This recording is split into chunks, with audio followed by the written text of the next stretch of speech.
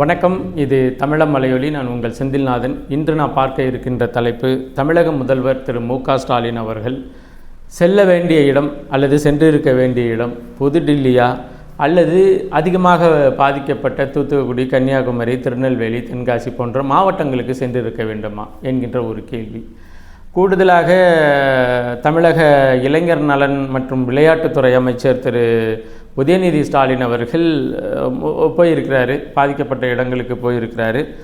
அவர் கூடவே, அதாவது அந்த தென் மாவட்டங்களுக்கு தெரிந்த அல்லது தென் மாவட்டங்களை சார்ந்த அமைச்சர்களாக இருக்கக்கூடிய KKSSR மற்றும் இப்போது இவர் மனோ தங்கராஜ், இன்னும் 2 அமைச்சர்கள் இருக்கிறாங்க. அவங்க யாருமே அது தங்கம் தென்னரசை கூட கூட்டிகிட்டு போயிருக்காரு.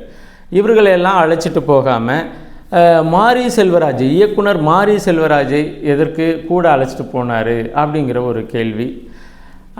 அதே போல் திராவிட முன்னேற்றக் கழகம் MLA MP இவர்கள் எல்லாத்தையும் ஒரு கட்சி தான். இங்கே MLA வேறு, MP வேறையாக இருக்கிறாங்க. திரு கனிமொழி அவர்கள் உதயநிதி ஸ்டாலின் அவர்களுடையோ அல்லது திராவிட முன்னேற்றக் கழகத்தினுடைய முக்கிய அமைச்சர்களுடனோ இல்லாமல் நேரடியாக தூத்துக்குடி போய் தனியாக மக்களை சந்தித்து வந்து கொண்டிருக்கிறார்கள்.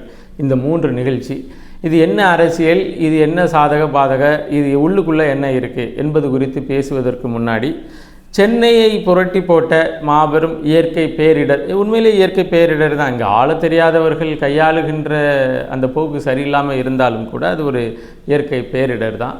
அதை விட பல மடங்கு கூடுதலான ஒரு பாதிப்பை இந்த 4 மாவட்டங்களும் இந்த மழையால் சந்தித்து இருக்கின்றது. இந்த மழையை ஒரு மேகத்தினுடைய வெடிப்பு என்று சிலர் பேசுகிறாங்க, கருதுகிறாங்க. ஆனால் வானிலை ஆய்வாளர்கள் இல்லை, இது மிக அதிக கனமழை என்று தான் நீங்கள் இதை சொல்லணும், மேகத்தின் வெடிப்பு என்று நீங்கள் இதை சொல்லக்கூடாது அப்படின்னு சொல்லியிருக்கிறாங்க. சரி, இது என்ன அப்படின்னு பேசுகிறதுக்கு முன்னாடி, அதிகப்படியாக பாதிக்கப்பட்டு நமது உறவுகள் அங்கே நிற்கிறாங்க. அந்த உறவுகளுக்கு நாம் உதவிட வேண்டும்.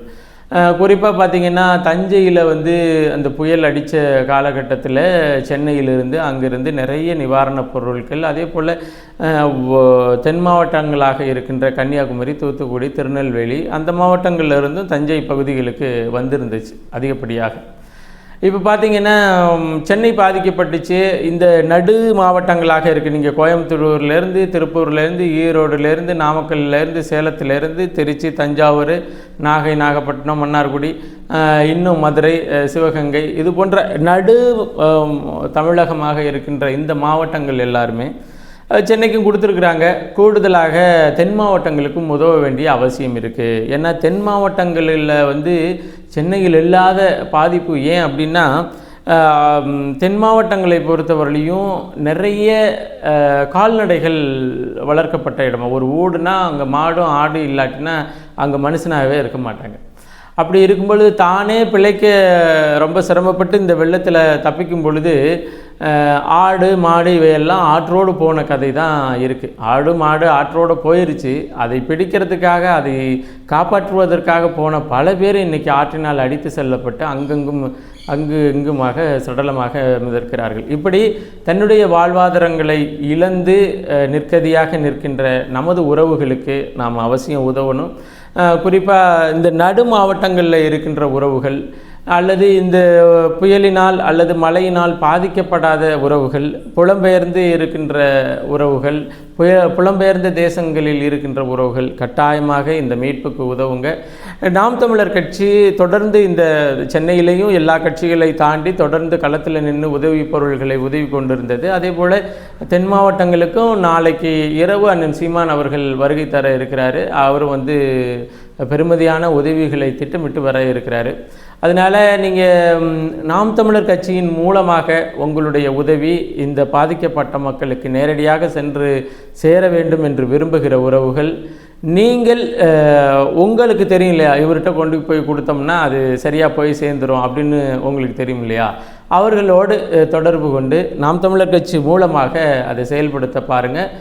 குறிப்பாக நாம் தமிழர் கட்சியினுடைய தலைமை நிலைய செயலாளர் தம்பி செந்தில்குமார், அவருடைய தொடர்பு என்ன, அதேபோல் நாம் தமிழர் கட்சியினுடைய செய்தி தொடர்பாளர், தலைமை நிலைய நிர்வாகத்தினுடைய பொறுப்பாளராக இருக்கின்ற அண்ணன் பாக்கியராஜன் அவர்களுடைய தொடர்பு எண், இந்த 2 தொடர்பு எண்ணையும் இந்த காணொளி பதிவினுடைய டிஸ்கிரிப்ஷனில் கொடுக்குறேன். அவசியம் நீங்கள் தொடர்பு கொண்டு உங்களால் முயன்ற உதவியை அந்த பாதிக்கப்பட்ட மக்களுக்கு நாம் தமிழர் கட்சியின் வாயிலாக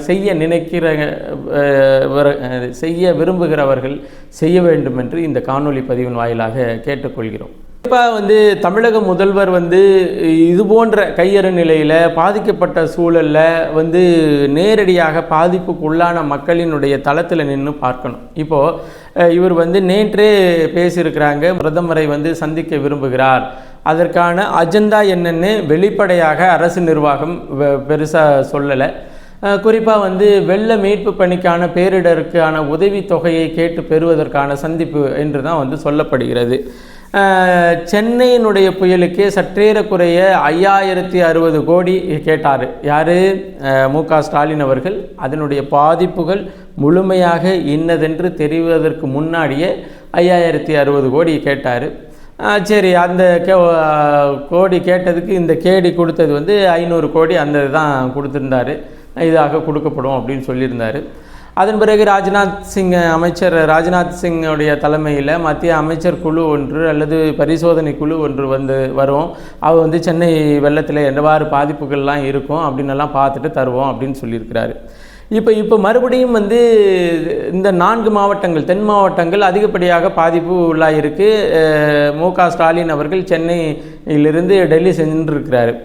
இப்போது தென் மாவட்டங்களில் என்னென்ன பாதிப்பு, எவ்வளவு உதவித்தொகை வேண்டும், எவ்வளவு மத்திய அரசு தர வேண்டும் என்ற புள்ளி விவரத்தை திரு மு.க. ஸ்டாலின் அவர்களுக்கு எப்படி தெரியும் அப்படிங்கிற ஒரு கேள்வி இருக்குது. ஏன்னா பாதிக்கப்பட்ட இடத்திற்கு போகணும், பாதிக்கப்பட்ட மக்களினுடைய இழப்புகள் தெரியணும், பாதிக்கப்பட்ட வெள்ளப்பயிரினுடைய இழப்புகளுடைய அளவு தெரியணும், பாதிக்கப்பட்ட கால்நடை மற்றும் உயிர்களினுடைய எண்ணிக்கை அளவு தெரியணும், இறந்து போனவர்களினுடைய எண்ணிக்கை மற்றும் அளவு தெரியணும். இது எல்லாம் தெரியாமல் நீங்கள் என்ன மாதிரியாக அங்கே டெல்லியில் பேச போகிறீங்க, டெல்லியில் பேசி எத்தனை கோடி எதற்காக கேட்க போகிறீங்க அப்படிங்கிற ஒரு கேள்வி இருக்குது. அப்போ ஏன் திராவிட முன்னேற்ற கழகத்தினுடைய மூலவராக இருக்கின்ற திரு கருணாநிதி அவர்கள், அதாவது மூலவர்னா அண்ணா, அதன் பிறகு கருணாநிதி ஒரு மேடையில் பேசும் பொழுது, அதாவது குமரி, தூத்துக்குடி இந்த பக்கத்தெல்லாம் எப்போதும் தொல்லை, நெல்லையே தமிழகத்தின் எல்லைன்னெல்லாம் பேசின ஒரு வசனமெல்லாம் உண்டு. இப்போ எல்லையில் பாதிக்கப்பட்டிருக்கிறாங்க. திரு கருணாநிதி அவர்களினுடைய வாரிசாக இருக்கின்ற ஐயா மு.க. ஸ்டாலின் அவர்கள் பாதிக்கப்பட்ட இடத்திற்கு வராமல் டெல்லிக்கு போயிருக்கிறார். ஒரு முதல்வரினுடைய வருகை, ஒரு முதல்வர் பிரதமரை சந்திப்பதற்கான நேரம் கேட்குறாங்க. பிரதம மந்திரி அலுவலகம் முதல் நாள் ஒரு நேரத்தை கொடுக்குது. ஒரு நேரத்தை கொடுத்து ஒரு நேரத்தில் சந்திக்கலாம் என்று உறுதியாயிருச்சு. உறுதியான செய்தி ஊடகங்களில் ஒளிபரப்பப்பட்டு மதியம் தமிழக முதல்வர் திரு மு.க. ஸ்டாலின் பாரத பிரதமர் திரு நரேந்திர மோடி அவர்களை சந்திக்கிறார் என்று செய்தி வெளியிடப்படுது. அப்புறம் ஒரு 2 அல்லது 3 மணி நேரம் கழித்து பிரதம மந்திரியினுடைய அலுவலகத்தினுடைய வேலை பளுவினுடைய காரணமாக அந்த சந்திப்பானது நேரம் தள்ளி போகப்படுகிறது. எப்போ? மத்தியானத்தில் கொடுத்த நேரமானது இரவு 10:30 மணிக்கு என்று தள்ளி போடப்படுகிறது. இன்னைக்கு இரவு 10:30 மணிக்கு திரு மு.க. ஸ்டாலின் அவர்கள் பிரதமரை சந்திக்கிறார். ஒரு தலைமை அமைச்சர், தமிழ்நாட்டினுடைய ஒட்டுமொத்த தமிழ் மக்களினுடைய பிரதிநிதி தான். மு.க. ஸ்டாலினை பிடிக்கல, அது அடுத்த விஷயம். ஆனால் தமிழகத்தின் முதல்வராக ஒரு ரெப்ரசன்டேட்டிவாக சந்திக்க இருக்கிறாரு. அப்படி என்ன ஊராக சுற்றியதை தாண்டி பிரதமர் நரேந்திர மோடிக்கு பிரதமர் மந்திரி அலுவலகத்தில் என்ன வேலை இருந்துற போகுது? அப்போது ஒரு ஒட்டுமொத்த இனத்தினுடையன்னா நீங்கள் அப்படி நினச்சிக்கக்கூடாது. ஒட்டுமொத்த தமிழர்களினுடைய பிரதிநிதியாக அவர் நம்மளை சார்ந்தவர் சாராதவர் அது வேறு விஷயம்.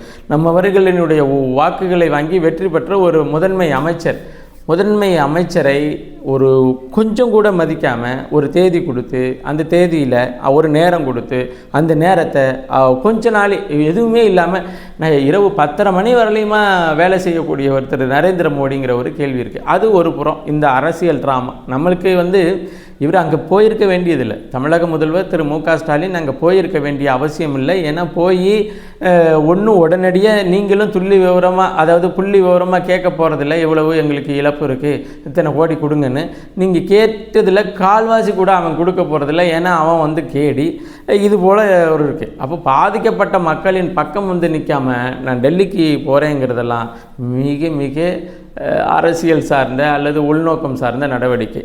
அடுத்து வந்து திரு உதயநிதி ஸ்டாலின் அவர்கள் வந்து தன்னுடைய சென்னையினுடைய வேலைகளெல்லாம் முடிச்சுட்டு உடனடியாக கிளம்பிட்டார். குறிப்பாக உதயநிதி ஸ்டாலின் அவர்களுக்கு தென் மாவட்டங்கள் குறித்தான பெரிய புரிதலோ அல்லது அதனுடைய நீள அகலம் அல்லது அதனுடைய தன்மை எதுவும் தெரிந்திருக்க வாய்ப்பு இல்லை. ஆனால் தென் மாவட்டங்களுக்கு என்று சற்றேறக்குறைய 3 அல்லது 4 அமைச்சர்கள் இருக்கிறாங்க.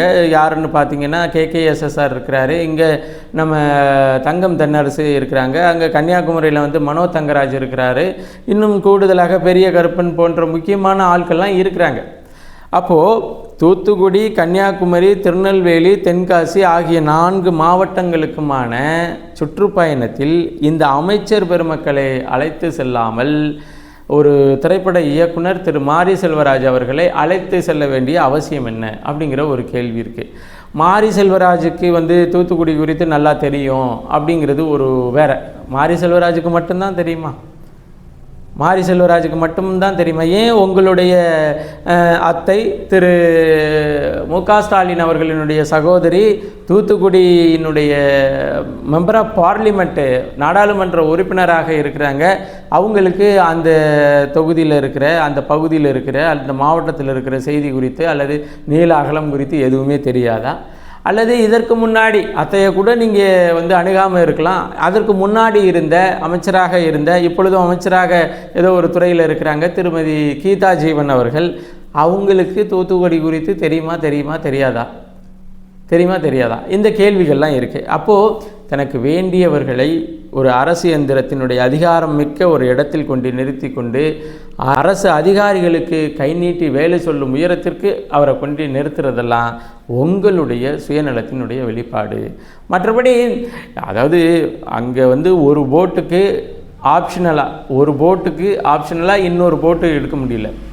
இன்னொரு போட்டை எடுத்துக்கொண்டு அரசினுடைய ஒட்டுமொத்த இயந்திரத்தையும் அங்கே முடுக்கி விட்டுருக்கிறன்னு மு.க. ஸ்டாலின் சொன்னாலும் ஒரு போட்டுக்கு மாற்றாக இன்னொரு போட்டு கொடுக்க முடியல.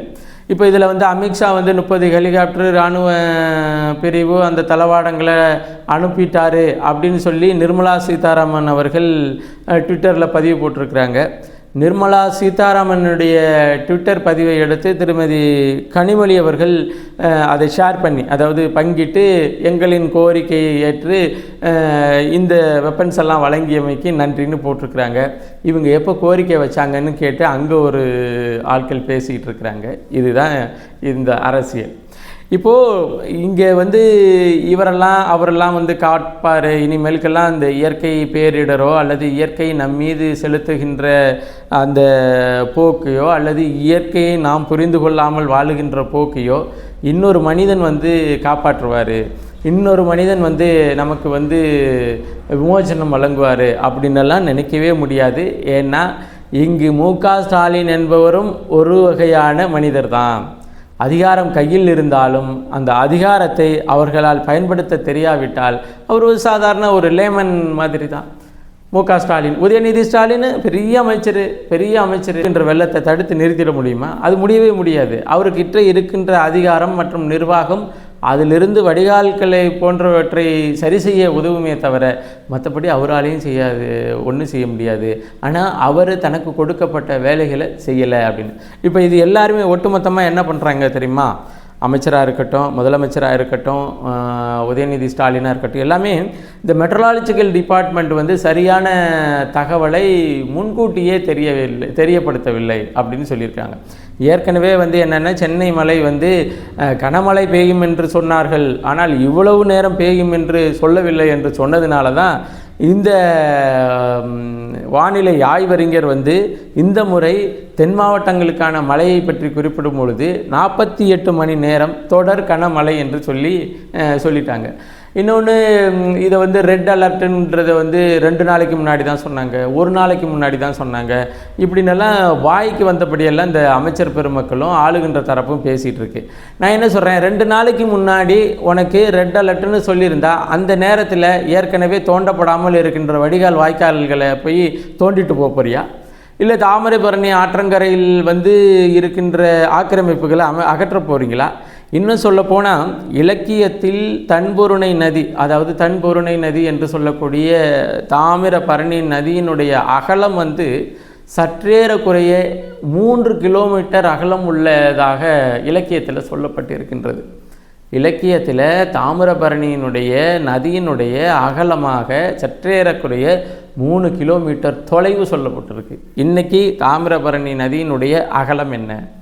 நீங்கள் மேல் தாமிரபரணியாக இருக்கட்டும், கீழ் தாமிரபரணியாக இருக்கட்டும், எந்த தாமிரபரணியாக இருந்தாலும் சரி, ஏதாவது ஒரு இடத்துல 3 கிலோமீட்டர் அகலத்தில் அந்த நதி பொருணை நதி ஓடி இருக்கான்னு பாருங்கள். அப்போ ஓடவே இல்லைன்னா என்ன அர்த்தம்? அந்த 3 கிலோமீட்டரும் வந்து ஆக்கிரமிக்கப்பட்ட பகுதி தானே. நான் ஏற்கனவே சொன்ன காணொலி பதிவில் தான் கொற்கை என்கின்ற ஒரு அழகிய துறைமுகம் வந்து இருந்தது, ஒரு காலத்தில் இருந்தது. சேர சோழ பாண்டியர்கள் ஒரு சேர துறைமுகமாக பார்த்து அதில் வந்து வியாபாரம் செய்த அந்த துறைமுகம், அந்த துறைமுகத்தின் கழிமுகத்தில் கலந்த ஒற்றை ஆறு வந்து தாமிரபரணி இயற்கை சீற்றத்தினால இது போன்ற தொடர் மாற்றத்தினால தன்னுடைய கழிமுகத்தை மாற்றி கலந்ததனுடைய ஒற்றை வெளிப்பாடுனால அந்த கொற்கை துறைமுகமே இல்லாமல் போச்சு அப்படின்னு சொல்லி ஒரு நாவலும் இருக்குது, வரலாறும் அதுதான். அப்படிப்பட்ட ஊரில் நீங்கள் வந்து ரெட் அலர்ட்டுங்கிறத வந்து எங்களுக்கு 2 நாளைக்கு முன்னாடி சொல்லியிருந்தால் நாங்கள் அப்படியே தூக்கி அலேக்கா 4 மாவட்டத்தையும் கையில் ஏந்திருப்போம். இப்போ எங்களால் வேட்டி மடிக்கிற நேரத்துக்குள்ளே மழை வந்துட்டு போயிடுச்சு அப்படிங்கிறதெல்லாம் ரொம்ப ரொம்ப ரொம்ப அபத்தம். ஏன்னா 2 நாளைக்கு முன்னாடி சொன்னால் மட்டும் இந்த கால்வாய்கள் வந்து வெட்டப்பட்டிருக்கும், ஆக்கிரமிப்புகள் அகற்றப்பட்டிருக்கும், குளங்கள் ஏரிகள் தூர்வாரப்பட்டிருக்கும், எல்லாமே செவ்வனே நடந்திருக்குமா? 3 வருஷம் உங்களால் ஆட்சி பொறுப்பை ஏற்று திராவிட முன்னேற்ற கழகம் 3 வருஷம் கடந்துருச்சு.